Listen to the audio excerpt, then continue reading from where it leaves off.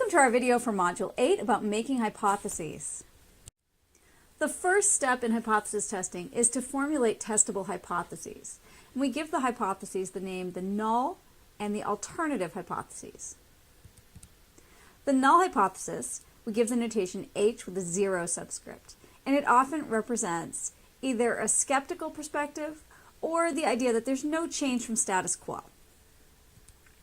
The alternative hypothesis, which we give the notation H with the subscript A, represents an alternative claim that's under consideration, and it's generally the claim that we seek evidence to support.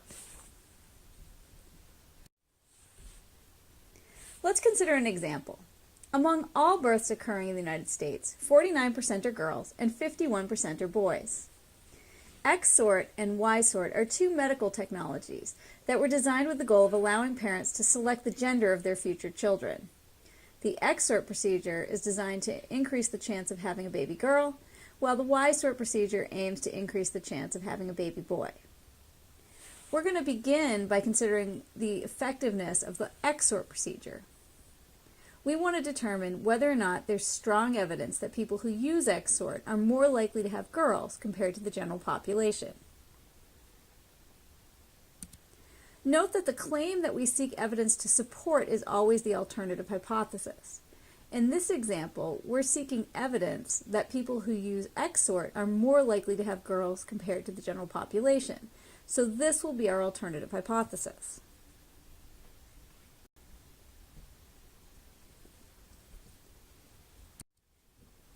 The null hypothesis represents no change from status quo. If there's no change from status quo, then women using X-sort would have the same chance of having girls as the general population. That will be our null hypothesis.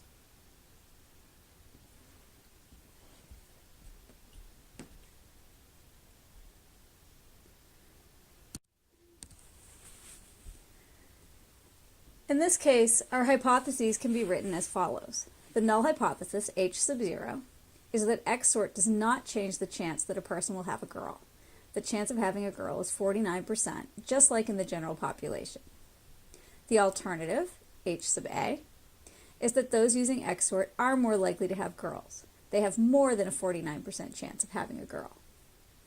Quick tip is that although it's conventional to write the null hypothesis first when we're listing our hypotheses, for many students it's easiest to figure out what the alternative hypothesis is first and then fill in the null hypothesis, because we're always being asked, is there evidence that, and then we're given the alternative hypothesis.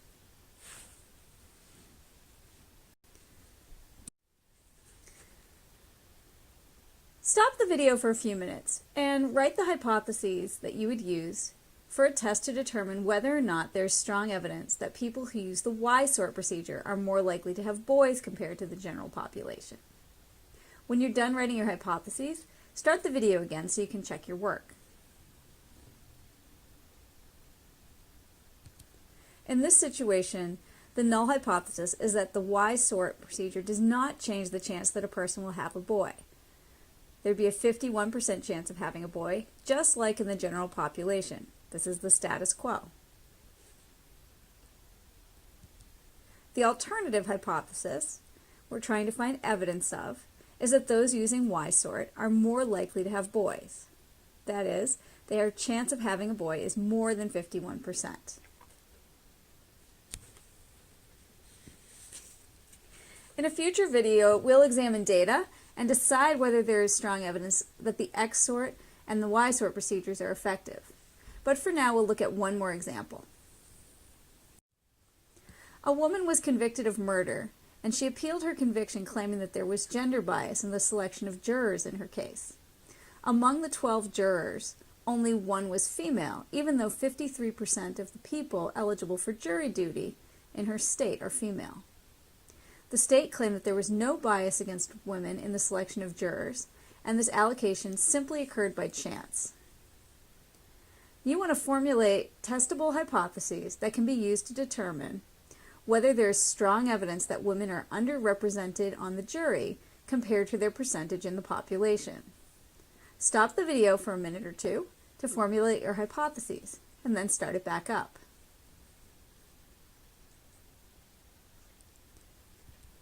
The null hypothesis in this situation is that women are not underrepresented on the jury. If they're not underrepresented on the jury, then every time a juror is selected, there's a 53% chance that that juror would be female.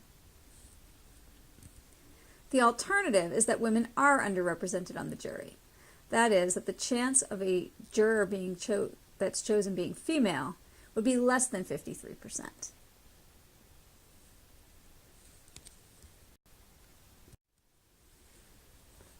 To finish up this module, you're going to complete the module activities and ask questions as needed. After you submit the activities, you can check your solutions and ask questions, and once you're feeling confident about the material, complete the module quiz. Thanks. Have a good day.